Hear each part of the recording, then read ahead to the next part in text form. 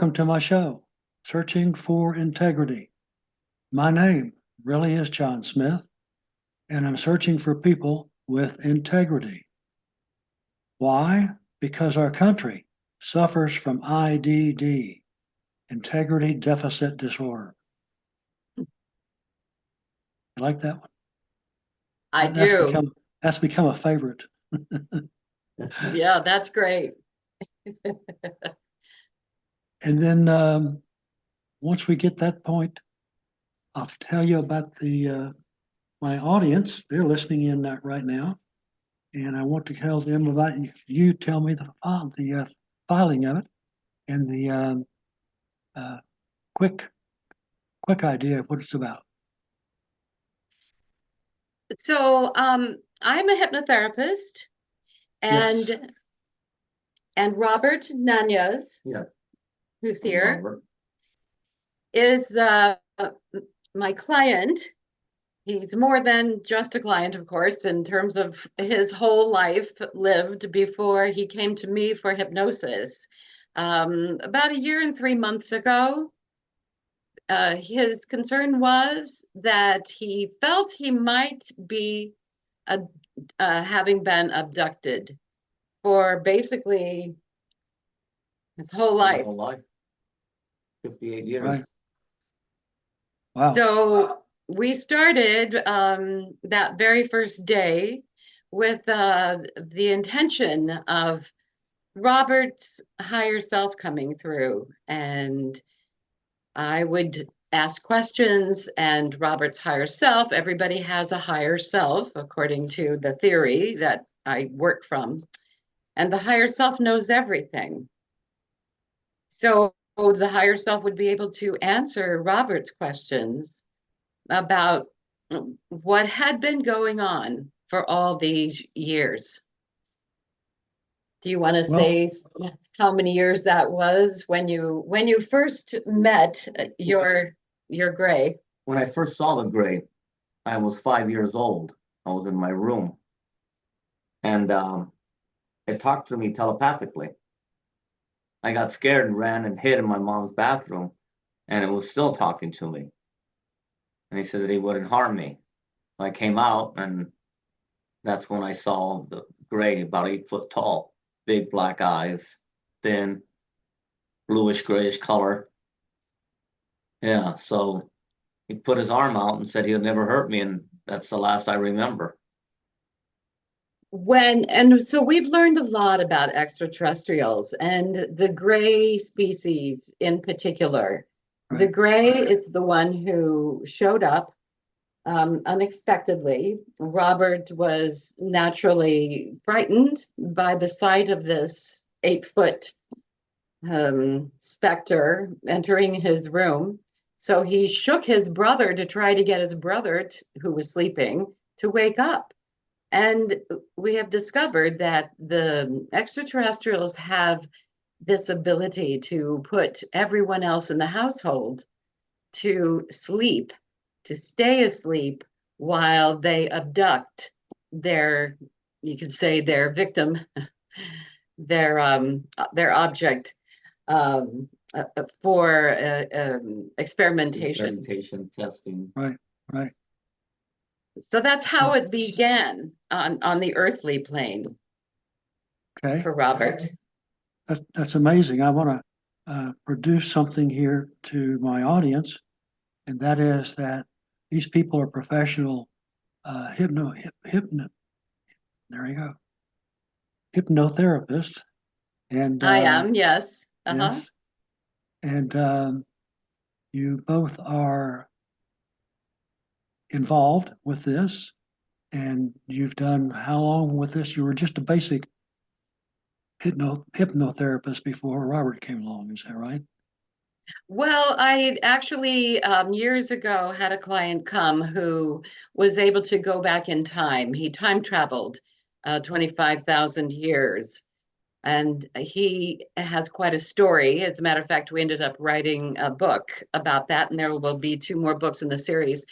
So I would not call myself a regular hypnotherapist. My specialty is past life regressions But I have discovered that maybe it's because I have an open mind, or maybe this was just my destiny, but people come to me like Robert with very interesting stories. And so I encourage anybody who feels like they may have been abducted by an alien to contact me so that under hypnosis, you can discover exactly what has been going on. That's what Robert and I were able to figure out by putting, and Robert is a particularly good hypnosis subject. So it was actually easy. First time under hypnosis, he went right out. Don't, for your audience, don't, if you think you might have been taken, don't think you're crazy. I thought that for many years. My neighbors would tell me, I kind of talked to him a little bit, and he said, don't tell nobody, they're going to think you're crazy. And that's that stigma people that are put on people that might have been abducted. Right. Right. They're crazy. And there are so many signs that something really different, rather bizarre was going on. For instance, the spaceship that hovers over Robert's house. And Yeah. his neighbor saw the spaceship. Not that many people go out at night and peer up at the skies, but Robert knew the spaceship was there, and his neighbor was out one night. It's an interesting story. Light. He saw it. Once again, he said, don't tell nobody. They're going to think you're crazy. This stuff is not supposed to happen. But there was the spaceship hovering above his house. And on a regular basis, Robert has been taken to that spaceship. And the reason we know this is because not only did Robert see what was happening when he was taken to the spaceship under hypnosis, but also the gray, who had been his partner when Robert was in gray form before he incarnated as a human. This gray basically spoke to me through Robert. I asked questions, and this gray answered the questions all about so many subjects, way beyond what has happened to Robert only.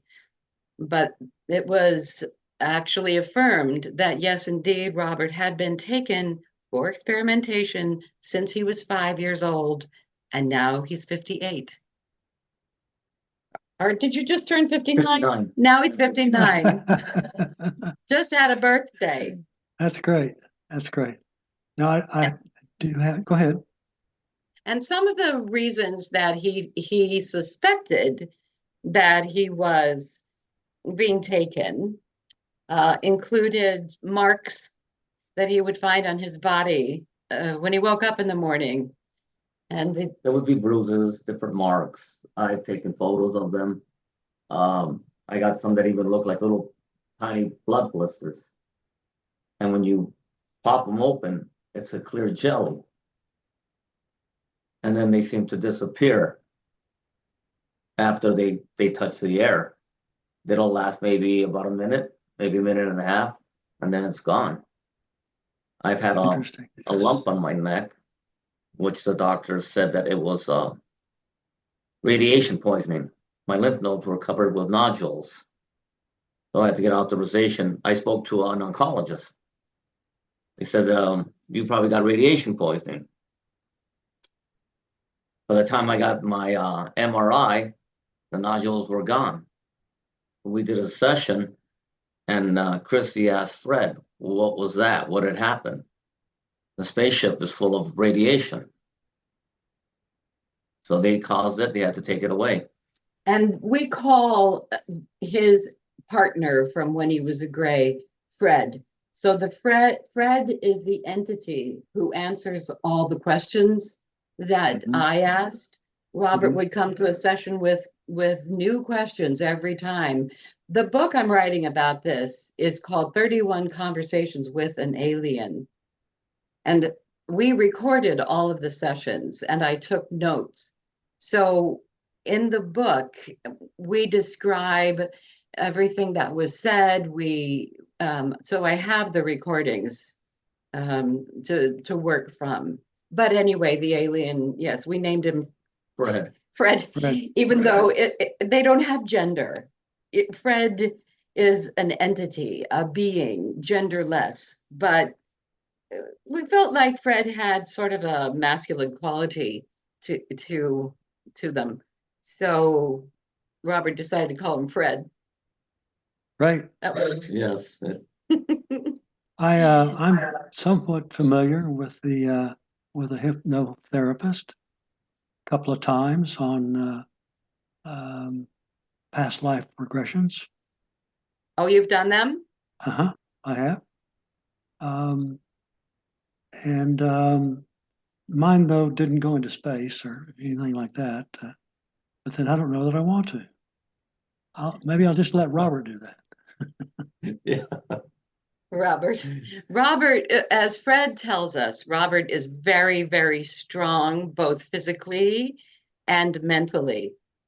One of the questions I asked Fred right away was if there were a lot of people, a lot of humans being Yes.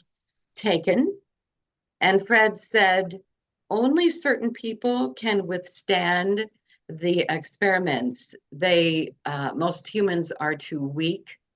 So Robert stands out in that, in spite of very strange and often painful experiments, he persevered. He didn't collapse. He didn't scream and give up.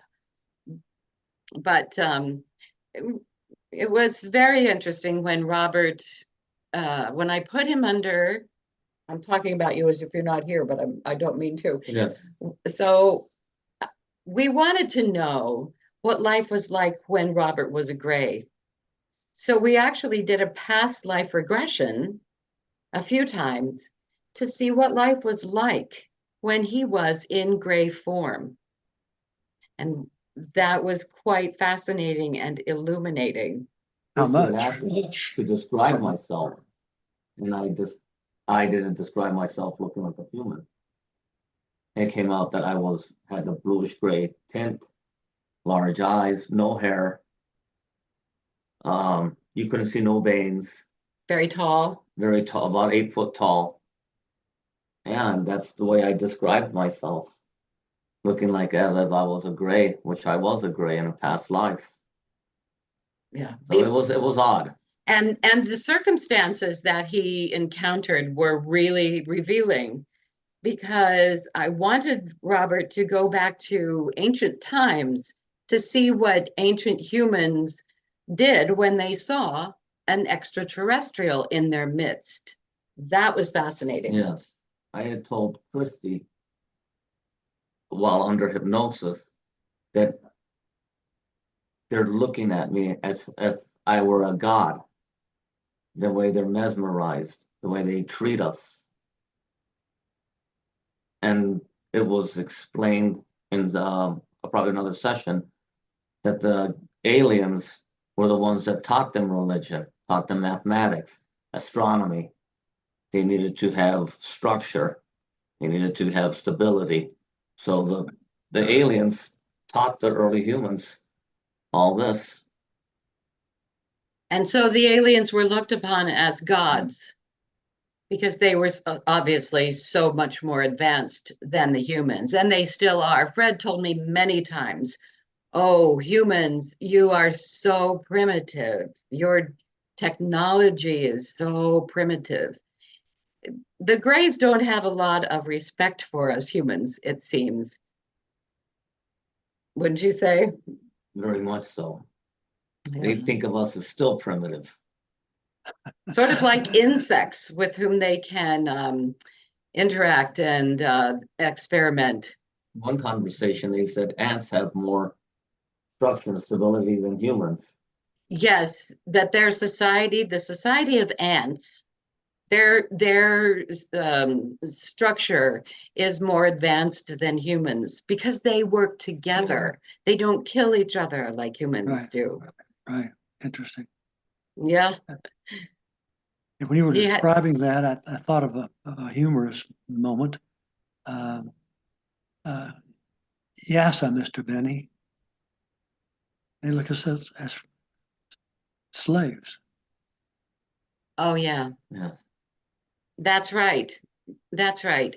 And it's very disturbing, actually, to hear what the I call them the scientists on the spaceship. There are two sets of beings, the grays, Right. they're like the robots, the soldiers. They're the soldiers. They're the ones that protect the ship. They protect the scientists. So there's 4 grays per ship, and there's 5 scientists. The grays will actually do maintenance if something happens to the ship. Um, they protect. They will retrieve the people that need to be done the experiments on, Right. and the scientists are the ones that they're the brains of the operation. And so the scientists did a lot of very invasive kinds of experiments. And it's not pretty, it's really not something that you would wish for. Some are very painful, especially the ones when they go in through your nose or your ears. Or any orifice. They're So, extremely painful.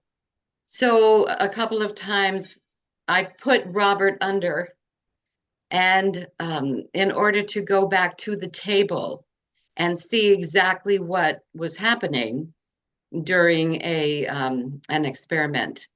And it was so disturbing that I didn't leave him there very long. It's really not something that he needed to relive and then stay inside. You remember, I'm sure. Yeah. Kryste would tell me while I was under it, you're going to remember, and it's a bad dream, a very bad. It's a nightmare. Yeah. It's really happening though. And I would say to him, you're not going to feel any pain or discomfort. You step aside and observe. And he could do that to a point. And then when it became too much, then I stopped the session and I brought him out. I had to really verbally demand that he come out because I didn't want him to continue to suffer.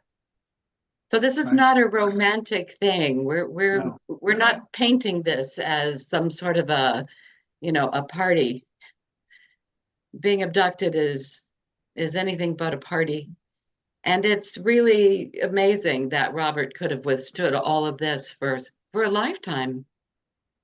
Do the feds take an interest in Robert?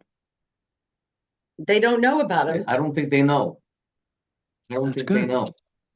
know. We only started doing this in August of 2022. So it's just a little over a year that we worked together. And so for that 31 meetings that are recorded, we gathered so much information. And that was enough. Both of us, I think we agreed the same week. It was like, okay, we're done with Fred. No more Fred. We've heard enough. And so really this interview is one of the first that we've done. And we didn't feel it was appropriate to notify the federal government. Maybe at some point we'll speak with MUFON. But Fred has told us that our government is working with extraterrestrials. And they're doing that now. Pardon me? They're Yes, doing that they're now. doing it now. Yes, they're doing it now. And the extraterrestrials are benefiting more than our American government. Oh, anything could beat the And it's government. not just our government, it's every other government. Okay. Yeah. Yes. Yeah. Well, this is fascinating.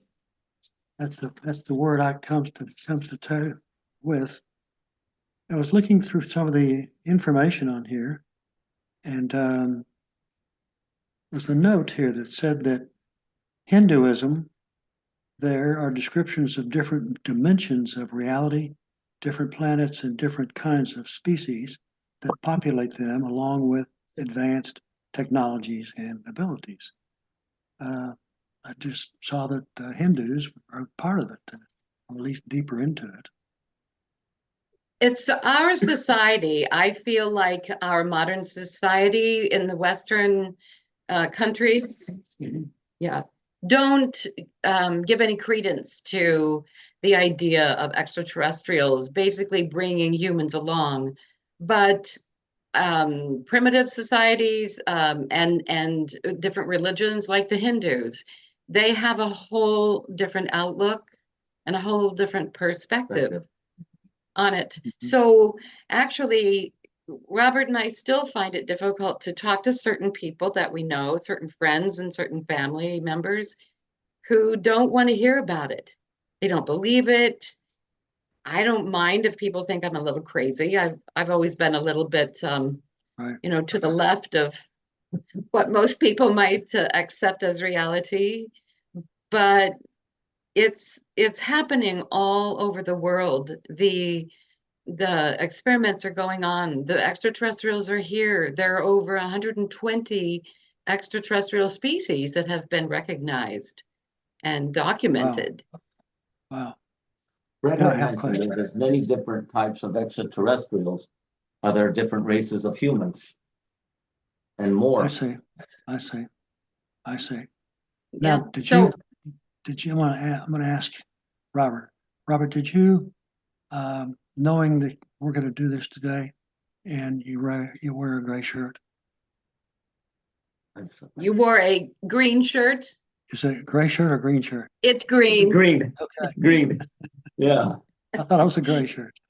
No, no, it's green. And by the way, Fred told us that the species of gray that he and Robert are live for three different iterations of 800 years, There's 3 life Wow. cycles. 3 life cycles. Each life cycle will last about 800 years. Yeah, so 2,400 years is the lifespan of the grays that we are interacting with. And Robert has that DNA from the gray that he was. Right. At least that's what we have been told. Yes. I want to just say that I asked Fred more than once if he would materialize. And this was all done here in my house, in my area. And I was a little leery about asking him if he would materialize, but I was so curious. And basically, Fred said to me, "Do you want me to?" And I decided no. I said, "No, thank you. Right. No, never mind."